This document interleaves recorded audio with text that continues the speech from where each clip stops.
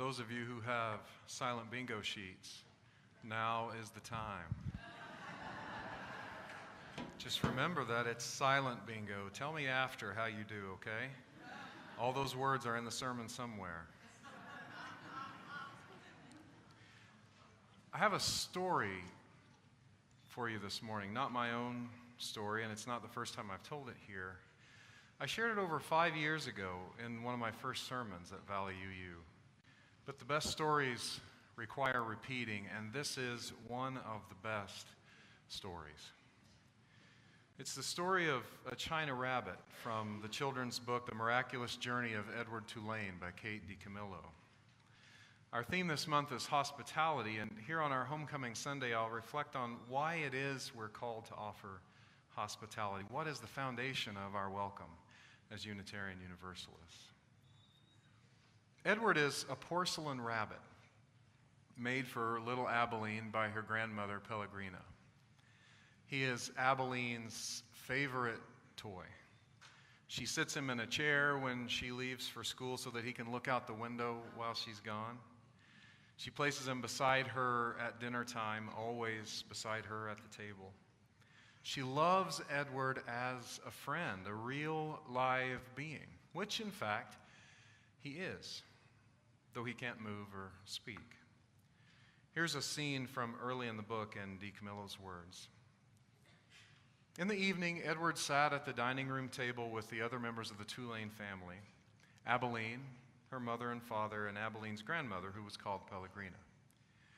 True, Edward's ears barely cleared the tabletop, and true also, he spent the duration of the meal staring straight ahead at nothing but the bright, blinding white of the tablecloth, but he was there, a rabbit at the table. Abilene's parents found it charming that Abilene considered Edward real and that she sometimes requested a phrase or a story be repeated because Edward had not heard it. Papa, Abilene would say, "I'm afraid that Edward didn't catch that last bit."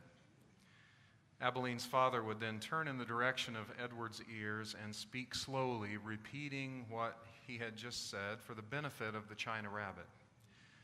Edward pretended out of courtesy to Abilene to listen. But in truth, Edward was not really very interested in what people had to say. This was Edward's manner. He was so very proud of his looks, of his impeccable clothes, and he didn't really have much concern for Abilene or anybody else. Well, the family decided to go on vacation, but not just any vacation. They were going on a ship to England. Abilene packed Edward's finest suits, quote, so he might cut a fine figure in London, end quote, and off they went. Everyone except Pellegrina, who would stay behind to watch over the house. So, as the rest of the family boarded the ship and it pulled away from harbor, Abilene waved back at her grandmother. Here are Edward's thoughts. Edward felt something damp in his ears. Abilene's tears, he supposed. He wished that she would not hold him so tight. To be clutched so fiercely often resulted in wrinkled clothing. On the ship, Edward was a hit. All the kids wanted to hold him, but Abilene would not allow it. But two little boys, up to no good, as we all sometimes are, snatched Edward away from Abilene and began to toss him back and forth between them, keeping him away from Abilene. She cried out to them to stop, but they wouldn't, back and forth, until one of them missed. The other boy had thrown Edward too high, and over the side of the ship he went, into the ocean. Edward's thoughts as he sinks. How does a China rabbit die? Can a China rabbit drown? Is my hat still on my head? These were the questions that Edward asked himself as he went sailing out over the blue sea. The sun was sky high, and from what seemed to be a very long way away, Edward heard Abilene calling his name. "Edward," she shouted, "come back." Come back. Of all the ridiculous things to shout, thought Edward. Of all the ridiculous things to shout. The first time I read this book, I was jolted by Edward's reaction to Abeline's cry. Ridiculous. To shout, "Come back." Of course, in a sense, he was right. It was ridiculous. Edward couldn't even move. How was he going to swim back to the ship and Abilene? But what Edward didn't understand was that there was more to what Abilene was saying. There was more to her call to him. Abilene was expressing love and grief. And in that moment, I saw myself in Edward Tulane. One day, some years ago now, I was a chaplain down in a downtown city hospital. I was in the room of a patient who was suffering from a disease for which there is no cure. This young man, younger than I am now, was going to die. The course of the rest of his life was pretty clear. He would be in and out of the hospital. At first, he'd come home a month between stays. Slowly, the time between stays would dwindle to the point that he was in the hospital more often than he was home. And then one day, before he was 40, having spent much of his life staring out the window of a hospital room, he would die. I spent about 30 minutes with the patient and his family, and at the end, they requested prayer. That's no problem for me.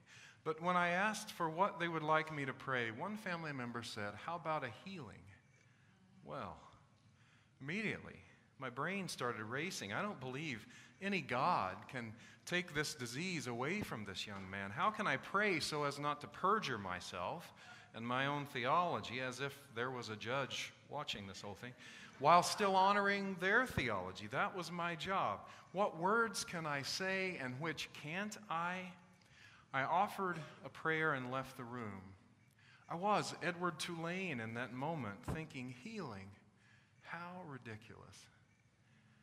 I took that scenario to a mentor, and he said something that changed my perspective. It didn't solve my dilemma exactly, but it shifted my thinking.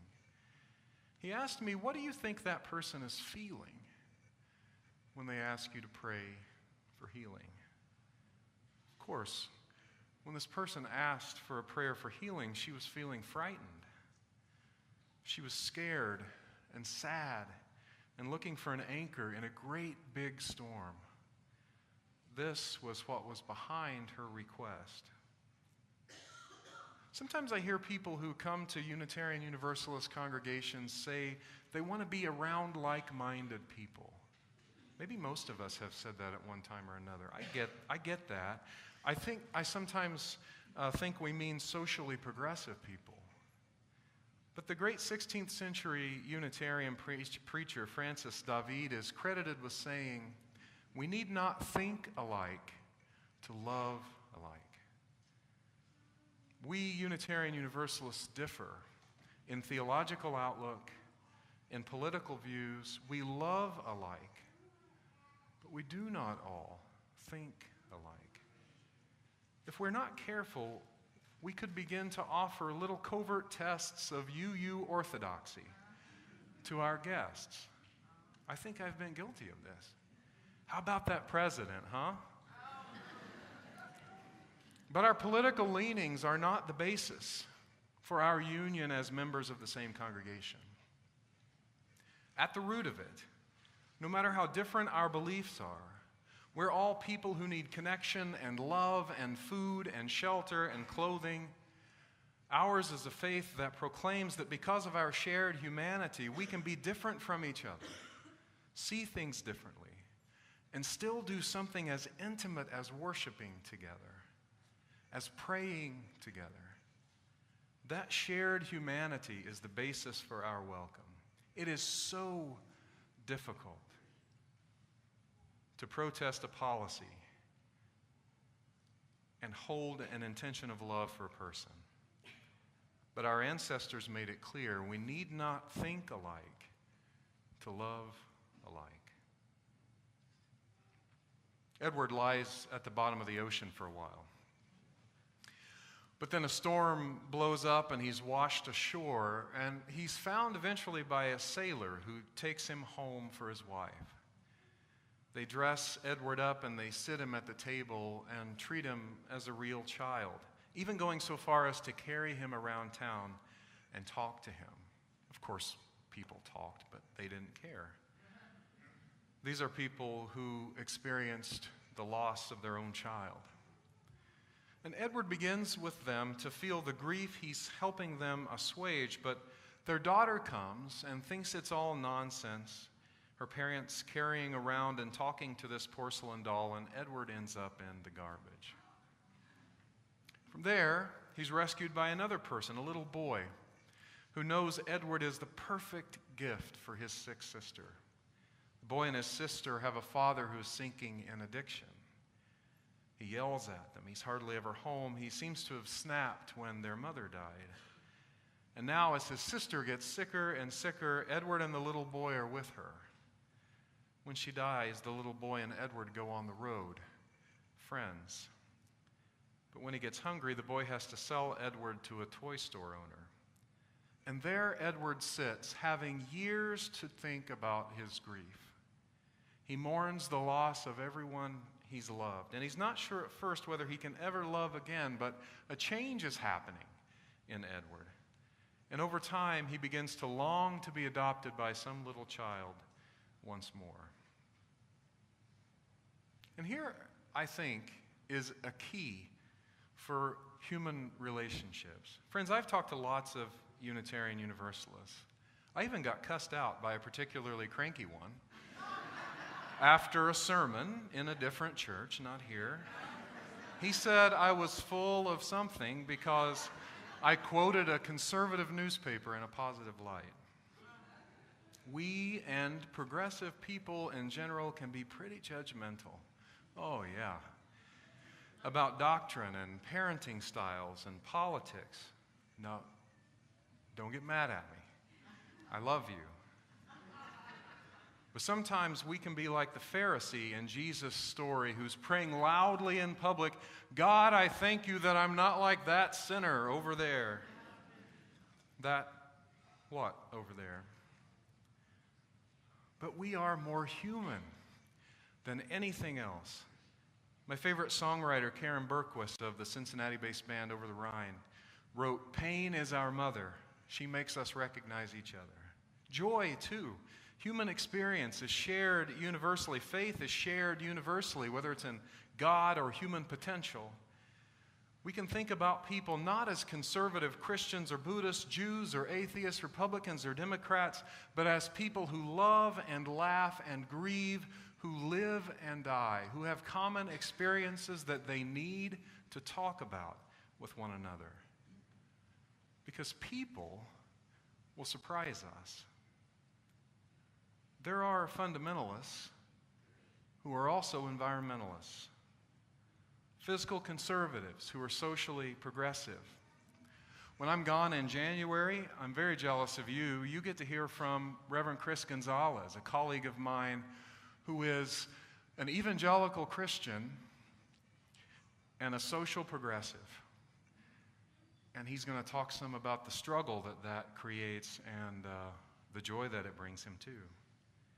One label can't get at a whole human being. Labels are useful, we need them, but if we're not careful with them, if we take them too seriously, they can prevent us from doing great good together.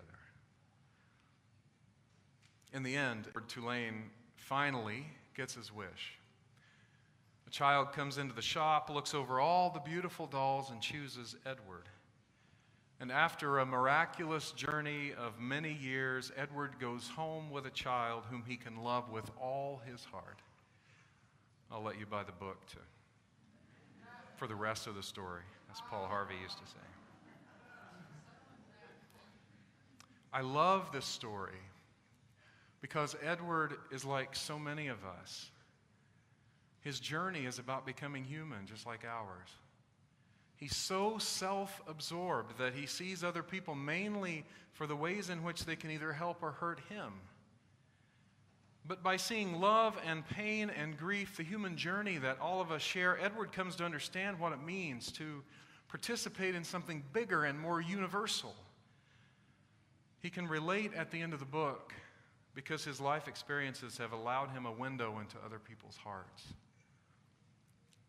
It's tempting in congregational life in our welcoming new members even, to begin to see people mainly for the ways they can help. Ooh, a tech expert. A singer. Sorry, did you say you're a social justice activist? Well, and we rub our hands together and we start to plan it's tempting to think of our congregation mainly as people gathered to do progressive political things. And we do that. But as universalists, our welcome must be grounded instead in our shared humanity. Something deeper than the labels we put on one another.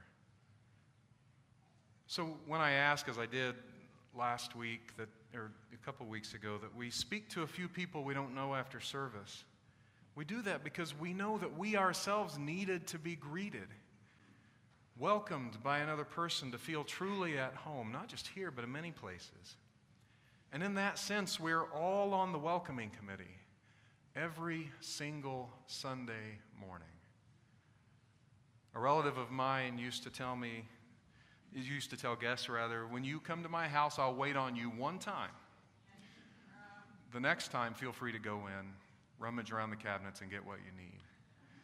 Well, we might change that a little.